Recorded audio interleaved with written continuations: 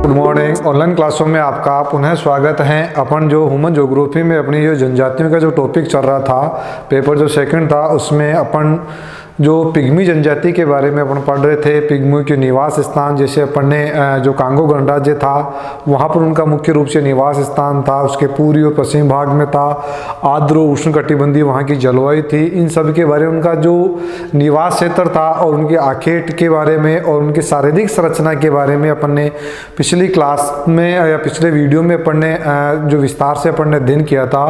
आज अपन जो अपने पास में जो पिग्मी अपने पास में जनजाति हैं, उसकी अपने पास में जो वस्त्र हैं या अपन कह सकते हैं उनके पास में जो औजार हैं, उपकरण हैं और उनके हाउस, उनकी सामाजिक व्यवस्था और आधुनिक संस्कृति पर उनके जो जीवन पर क्या प्रभाव पड़ा, उनके बारे में अपन जो है विस्तार से अपन अध्ययन करेंगे।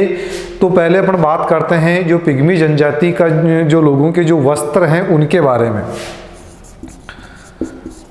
यानी उनके जो पिग्मी जनजाति के जो लोगों के अपन निवास क्षेत्र की अगर हम बात करते हैं तो उष्ण और आर्द्र क्षेत्रों में वो निवास करते हैं, यानी वहाँ पर बहुत तेज़ गर्मी पड़ती है और साथ में उमस आर्द्रता भी, अत्यधिक बारिश की वजह से वहाँ पर आर्द्रता अधिक पाई जाती है। इस वजह से उनके जो वस्त्र होते हैं वो बहुत कम होते हैं या लगभग वो नंगे से प्राय घूमते रहते हैं। सिर्फ जो स्त्री और पुरुष जो समुदाय जो होते हैं वो अपने सिर्फ जो गुप्तांग होते हैं उनको ढकने के लिए जो भी वहाँ पर पेड़ पौधों की जो छाल होती हैं, पत्ते होते हैं, उनकी डोरियों से बांधकर ढकते हैं। बाकी का जो उनका जो शरीर होता है बिल्कुल प्राय जो है नंगा रहता है, अपन कह सकते हैं उस पर किसी प्रकार के वो वस्त्र वो नहीं पहनते हैं।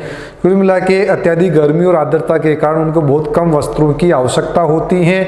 और साथ ही जो पिग्मी जनजाति की जो स्त्रियां होती हैं वहाँ पर जो बांस की जो बनी हुई जो लकड़ी से जो बड़ी कंघियाँ होती हैं वो अपने बालों को संवारने के काम में उनको लेती हैं। तो ये थे अपने पास में पिग्मी जनजाति की जो वस्त्र, यानी बहुत कम वस्त्र, सिर्फ गुप्तांगों को ढकने के लिए पेड़ों की छाल, पत्तियां, डोरियों का वो इस्तेमाल करते हैं।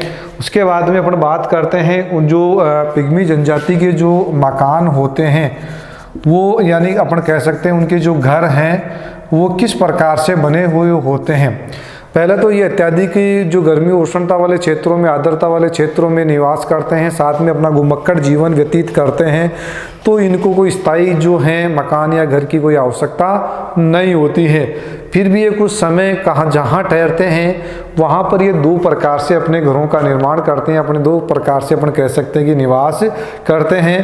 पहला जो उनके पास में है कि ये जो अपने इनके जो निवास क्षेत्र में जो सघन जो वन पाए जाते हैं, पेड़ों की जो ऊपर वाले जो टहनियाँ होती है, पेड़ों के जो ऊपर हैं, यानी कि पेड़ जो हैं उनके ऊपर अपना मकान बनाते हैं।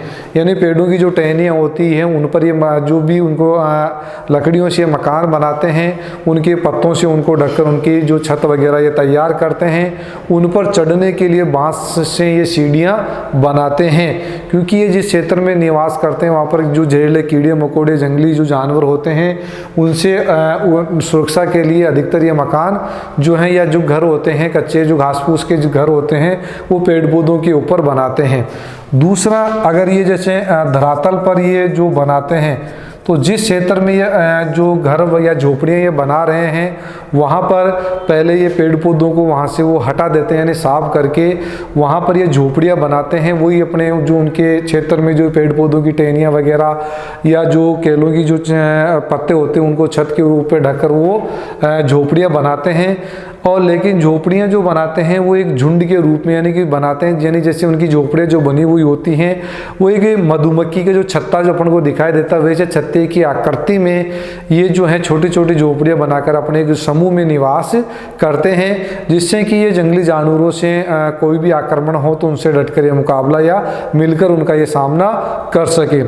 जब ये झोपड़ियाँ वगैरह बनाते हैं तो इनका जो बनावट में जो विशेष से जो ध्यान रखते हैं कि इनका जो अंदर जो प्रवेश करने का जो मार्ग होता है वो बहुत ही छोटा होता है, या उनमें ये हाथों के बल रेंगकर उनमें प्रवेश करते हैं। साथ ही इनकी जो झोपड़ियों के चारों तरफ ये गड्ढे खोद देते हैं और उनमें जो लकड़ी से बने हुए जो विष उन पे लगा हुआ आता है वो टुकड़े उन गड्ढों में डाल देते हैं, जिससे कि जो अपने जो भी जंगली जो जहरीले जंगली या जानवर हैं इनके आक्रमण से, शत्रुओं के आक्रमण से ये अपने आप की सुरक्षा कर सकें। इस प्रकार से ये अपने जो झोपड़ियों का निर्माण या घरों का ये निर्माण करते हैं। तो एक तो ये पेड़ों के ऊपर करते हैं, दूसरा कहाँ करते हैं, धरातल पर किस प्रकार से इतने छोटे बनाते हैं जिनमें कि ये रेंगकर प्रवेश करते हैं। उसके बाद में अपन बात करते हैं ये जो शिकार के लिए कौन कौन से जो उपकरण ये काम में लेते हैं। अमूमन जो आदिवासी जो लोग होते हैं, तीर हैं, भाला है, कमान है, धनुष हैं, इन प्रकार के जो हैं जो उपकरणों को ये शिकार के लिए काम में लेते हैं। मछलियों के पकड़ने के लिए वही अपने पास में जो जाल होता है उसका उपयोग करते हैं। साथ ही ये जो अपने ज़मीन के अंदर गड्ढा खोदने के लिए बैंत की जो लकड़ी होती है उससे ये औजार बनाते हैं, जिससे कि आसानी से जो ज़मीन को खोदकर उसमें जो भी काम करना है उसको आसानी से ये कर सके। इसके अलावा अपने दैनिक जीवन में जो भी जो औजार होते हैं वो अधिकतर इनके जो लकड़ी के बने हुए रहते हैं, क्योंकि आधुनिक जो संस्कृति से इनका जो संपर्क होता है बिल्कुल नहीं के बराबर होता है, यानी होता ही नहीं है, क्योंकि इनकी जो विशेष प्रकृति है कि ये संकालु प्रकृति के होते हैं कि बाहरी लोगों के संपर्क में नहीं आना चाहते हैं। इस वजह से जो इनके जितने भी टूल्स होते हैं और जो भी उपकरण हैं वो उनके निवास क्षेत्र में जो भी प्राकृतिक संसाधन पाए जाते हैं उन्हीं से बने हुए होते हैं।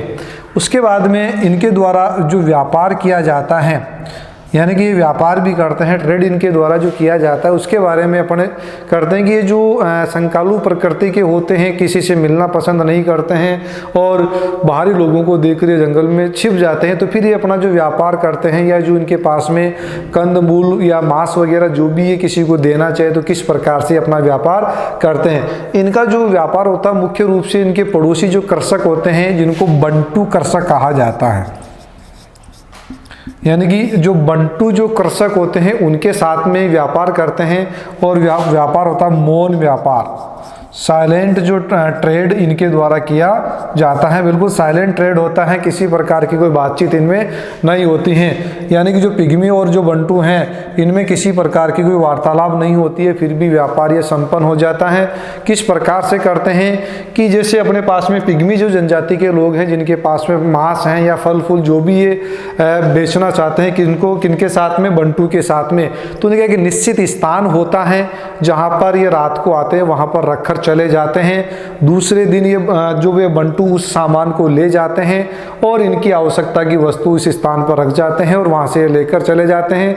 इनका जो क्षेत्र एक सीमित रहता है जिसकी वजह से एक दूसरे की आवश्यकताओं के बारे में भली भांति परिचित रहते हैं। इस वजह से बंटू जो कृषक और पिग्मी जनजातियों के बीच में जो मौन व्यापार होता है वो एक सफलतापूर्वक व्यापार ये कर लेते हैं। क्यों? क्योंकि दोनों की जो आवश्यकताओं की पूर्ति होती है उन दोनों से भली भांति एक दूसरे से परिचित होने की वजह से। उसके बाद में अपन बात करते हैं इनकी सामाजिक जो व्यवस्था है वो किस प्रकार से पाई जाती हैं। सामाजिक जो व्यवस्था की अपन बात करते हैं तो उनमें जो मुख्य रूप से ये जो पिग्मी जनजाति के जो लोग होते हैं वो प्रकृति के पूजक होते हैं, यानी अपन कह सकते हैं कि प्रकृति के पास में रहते हैं, प्रकृति के अनुसार अपना जीवन व्यापन करते हैं, या अपन कह सकते हैं कि प्रकृति के दास होते हैं। तो उसी के अनुसार इनकी जो रीति रिवाज है, परंपराएं, या अपन कह सकते हैं जादू टोनों में विश्वास करते हैं, अंधविश्वासी ये होते हैं और जो प्रकृति की पूजा करते हैं, पत्थरों की भी ये पूजा किया करते हैं। साथ ही इनमें जो है नाच गाने का बड़ा शौक यानी कि लगाव रहता है। इस वजह से जब ये कोई उत्सव वगैरह इनके होते हैं तो रात भर ये लगातार नाचते रहते हैं और जो नाचते हैं वो गोल चक्कर में समूह में गोल चक्कर बनाकर ये पूरे रात भर जो है नाच गाना करते रहते हैं। साथ ही इनमें जो पिग्मी जनजाति के जो लोगों में जो अपन कहें कि इनकी जो संख्या लगातार या अपन कहें कि कम है, या अपन कह सकते हैं क्यों है, इसका रीज़न क्या हो सकता है।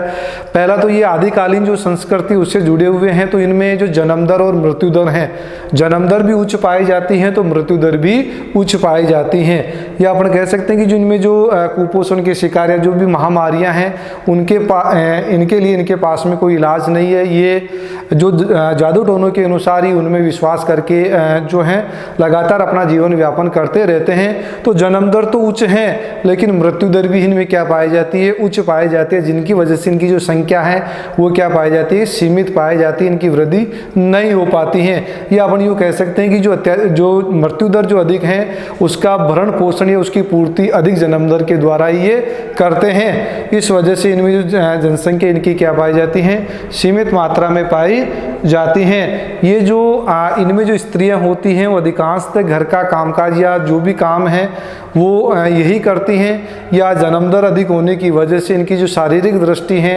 या शारीरिक दृष्टि से ये कमज़ोर होती हैं और उनकी भी जो है जो औसत आयु है वो कम ही पाई जाती हैं। और ये इनका जो सामाजिक रीति रिवाज में जो विवाह संस्कार वही इनके एक समूह से दूसरे समूह में पितृवंशीय समाज होने की वजह से सारे परिवार के जो मुखिया के द्वारा ही संपन्न किए जाते हैं। ये थे इनकी जो सामाजिक रीति रिवाज कि किस प्रकार से अपना ये समाज में जीवन व्यापन करते हैं। अब इनमें जो है कि आधुनिक जो संस्कृति का इनके जीवन पर क्या प्रभाव पड़ा। तो शुरू में जैसे अपन ने इसका जो इनके स्वाभाविक जो प्रकृति थी कि उसी के अनुसार अपन, क्योंकि ये संकालु प्रकृति के होते हैं, किसी प्रकार से दूसरे व्यक्तियों से संपर्क नहीं रखना चाहते हैं या उनसे डरते हैं और ये लगातार जंगलों में छिप जाते हैं। तो जो आधुनिक जो संस्कृति है उसका इनके जीवन पर किसी प्रकार से कोई परिवर्तन नहीं है। या अपन कह सकते हैं कि ये जो इनका जो लगाव है वो सिर्फ इनके जो साथी जो पड़ोसी बंटू जो कृषक होते हैं उन्हीं से होते हैं और उनसे भी ये क्या है कि प्रत्यक्ष रूप से मिलते नहीं है। इनके साथ में भी साइलेंट जो ट्रेड यानी जो मौन व्यापार करते हैं तो उनके बीच में किसी प्रकार की कोई वार्तालाप नहीं हो सकती। अपन ये कह सकते हैं इनकी जो वर्तमान में जो पिग्मी जनजाति हैं वो सर्वाधिक जो आदिम जो सभ्यता है उनके अनुसार ये जीवन व्यापन करते हैं। आधुनिक जो सुख सुविधा है, भौतिक सुख सुविधा है, उनका इनके जीवन पर किसी प्रकार से कोई जो है प्रभाव नहीं पड़ता है। ये थी अपने पास में अफ्रीका महाद्वीप में जो अपने पास में जो बुस्मे जनजाति के साथ में दूसरी अपने पास में जो कांगो गणराज्य जायरे इतूरी जो वन प्रदेश थे वहाँ पर, और जो कैमरून जो गेबा प्रदेश में निवास करने वाली जो पिग्मी जनजाति जो उष्ण और आर्द्र कटिबंधीय जलवायु में निवास करती हैं। इसमें संबंधित जो भी मैप में यानी पिग्मी जनजाति कहाँ निवास करती है, जिसमें कांगो बेसिन, कांगो नदी, जायरे इतूरी वन प्रदेश, इनमें मैप से संबंधित भी अपने क्वेश्चन जो पूछे जाते हैं। तो ये थी अपने पास में पिग्मी जनजाति। अगली जनजाति के साथ फिर अगले वीडियो में हाजिर होंगे, तब तक के लिए धन्यवाद।